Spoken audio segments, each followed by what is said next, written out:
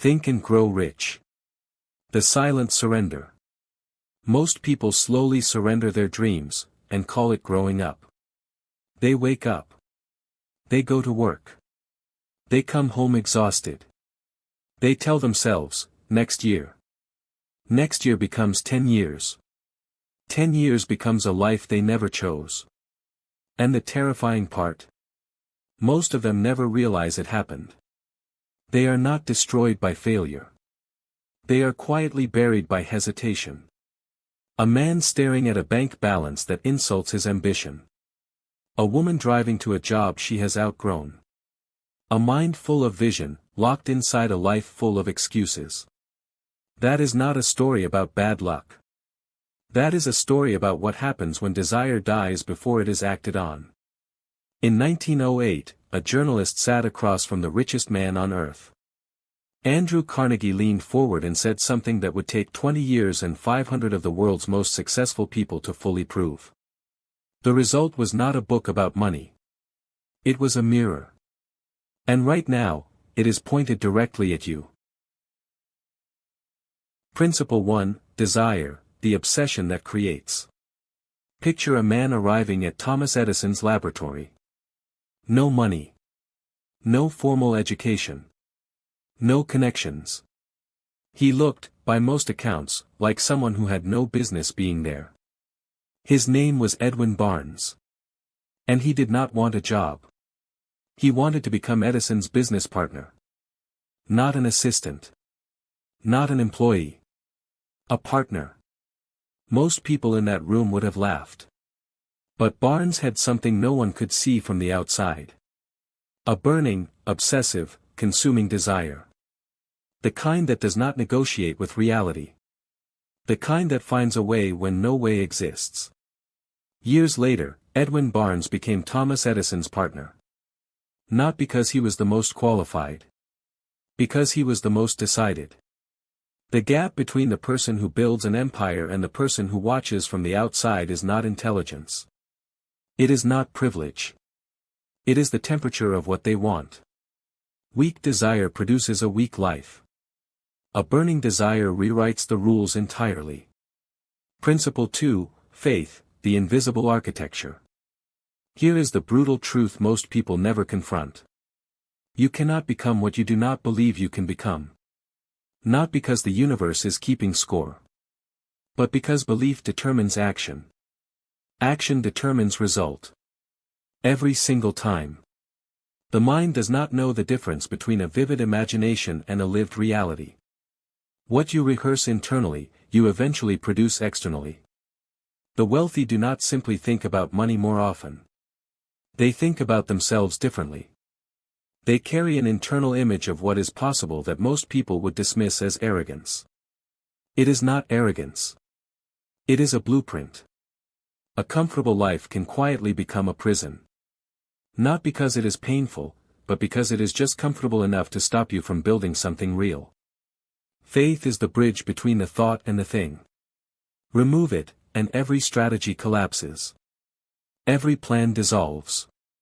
Every door locks itself. But the moment you genuinely believe, not perform belief, not rehearse it for others, the moment you see the result as already inevitable, you begin moving differently. Thinking differently. Deciding differently. Belief is not a feeling. It is an instruction to the self. Principle 3, Autosuggestion, reprogramming the machine. But belief does not install itself. This is where almost every motivational message fails you. Telling someone to simply believe more is like handing a person a destination and no vehicle to reach it. Hill's answer was autosuggestion. The deliberate, daily, emotionally charged repetition of the person you are becoming until the subconscious mind accepts it as fact. Not wishful thinking. Not positive vibes. A disciplined practice. Spoken out loud. Written down. Repeated with feeling. Every morning before the world gets loud. Every night before the mind goes quiet. The subconscious does not respond to casual intention. It responds to repetition backed by emotion. What you tell yourself persistently, you eventually become. The self-talk you tolerate today is the operating system you run tomorrow. Wealth begins the second excuses end. Principle 4, specialized knowledge, the weapon most people leave loaded. Belief without direction is daydreaming with confidence. Desire without strategy is energy wasted on enthusiasm. Hill was not teaching mysticism. He was teaching precision. General knowledge, the kind schools celebrate, builds impressive people who stay broke. Specialized knowledge, targeted, applied, deliberately acquired, is what transforms burning desire into actual results. The person who knows exactly what they want, exactly what they need to learn, and exactly what move to make next, that person does not need luck. They have already replaced luck with preparation. Information is everywhere. Execution is rare. Principle 5, imagination, where riches are born first. Every structure you can see began as something you cannot. A thought.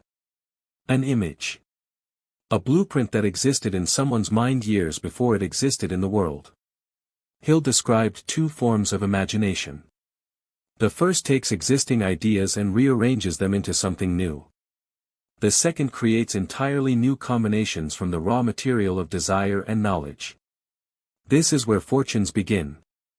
Not in capital. Not in connections. In the moment someone sees what does not yet exist and commits to making it real. The person who cannot imagine a different life will always recreate the same one. Your imagination is not a luxury. It is the first factory where all wealth is manufactured. Stop managing your current reality. Start designing the next one. Principle 6, organized planning, the bridge from vision to reality. A dream without a plan is just a wish wearing ambition's clothes. This is where most people with desire and belief still fail. They have the fire. They have the faith. They have no architecture. Organized planning is the structure that carries desire into the world. Not a vague intention. Not a general direction. A specific, written, reviewed, adjusted plan, built with the people who know what you do not. The plan will change.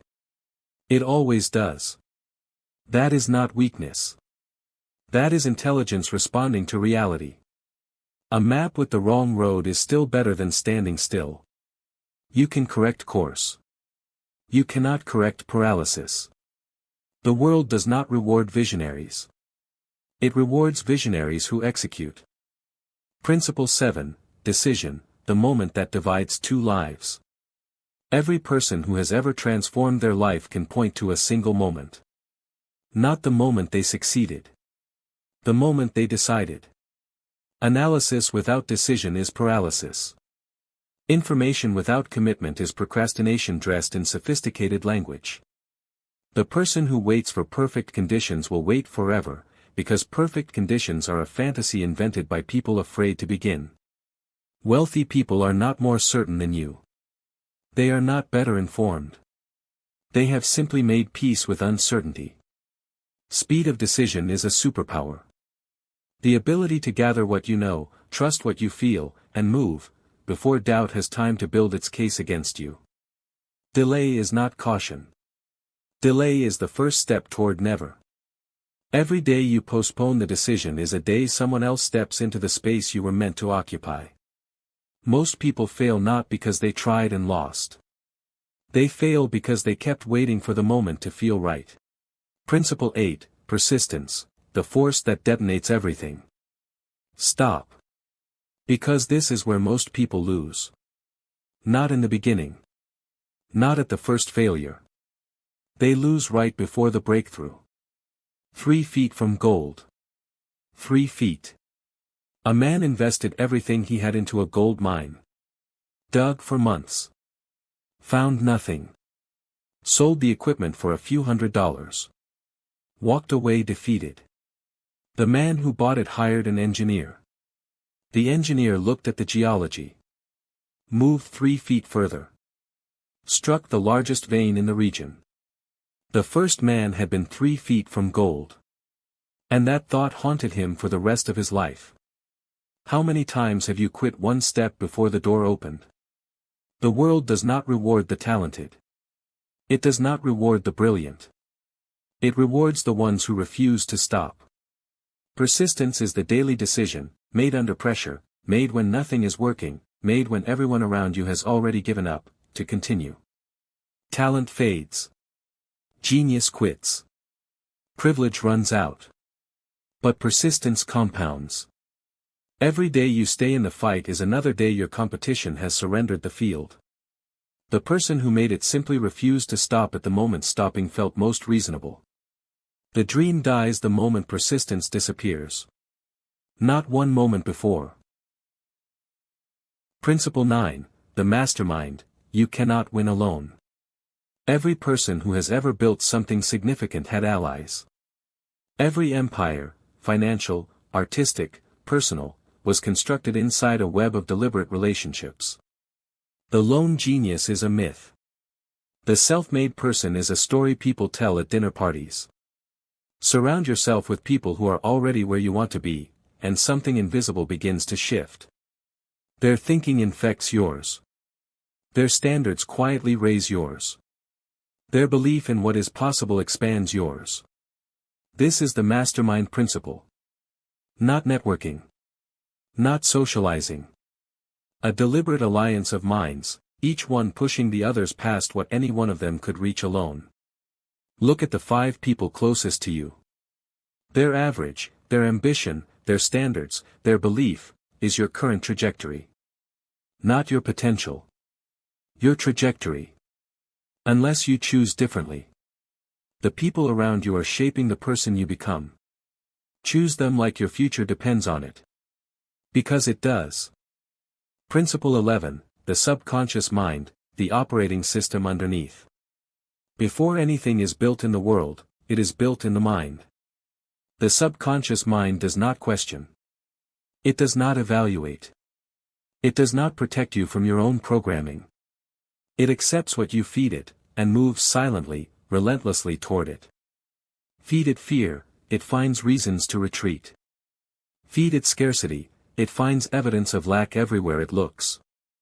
Feed it vision, it finds paths you could not have planned consciously.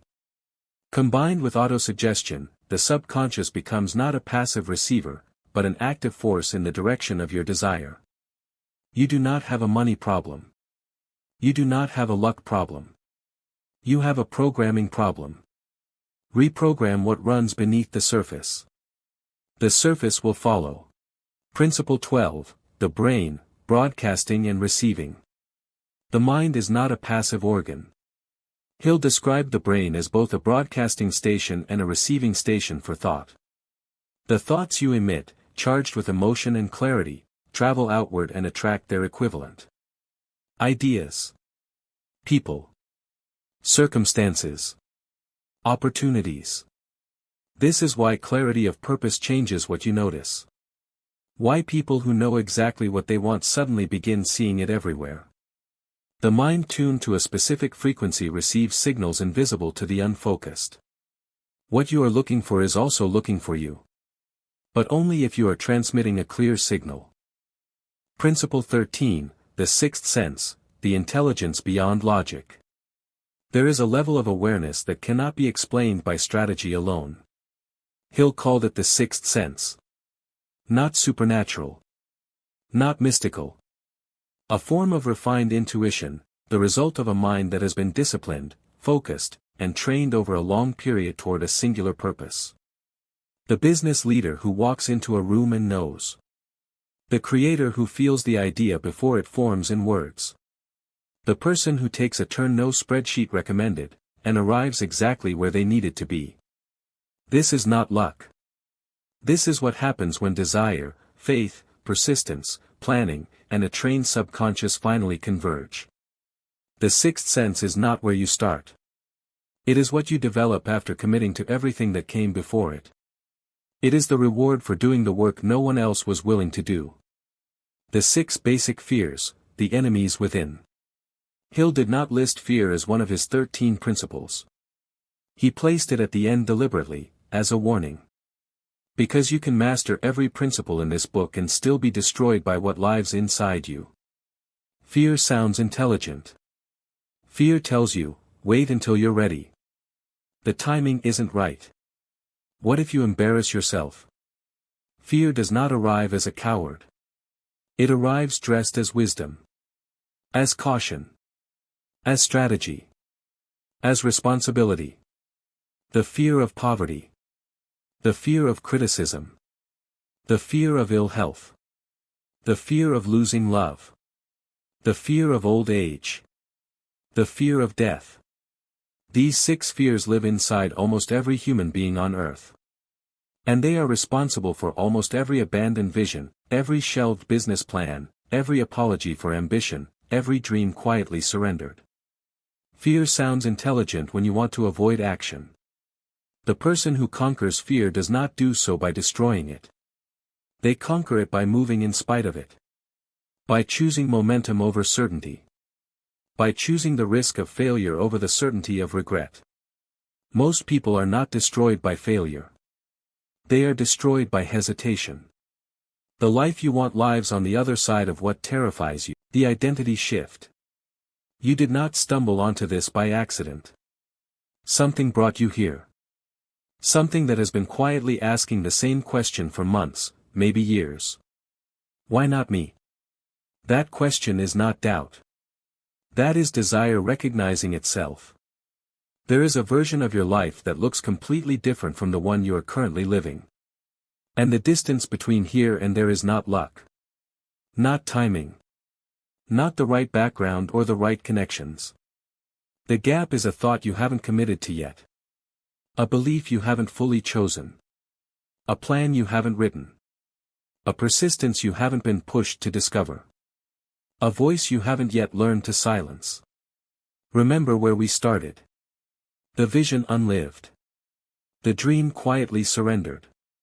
The person who called their own surrender, growing up. The tragedy is not failing. The tragedy is leaving the vision unlived. You have read about desire. Is yours burning, or is it comfortable? You have read about belief. What are you telling yourself when no one is listening? You have read about persistence. What are you 3 feet away from? The moment you stop waiting for permission, stop waiting for certainty, for the right moment, for someone else to believe in you first, the moment you choose to become the person who already thinks, moves, and decides like someone who has already won, that is the moment everything shifts. Not someday. Now. Years from now, your life will become the result of the decisions you delayed, or the courage you finally acted on.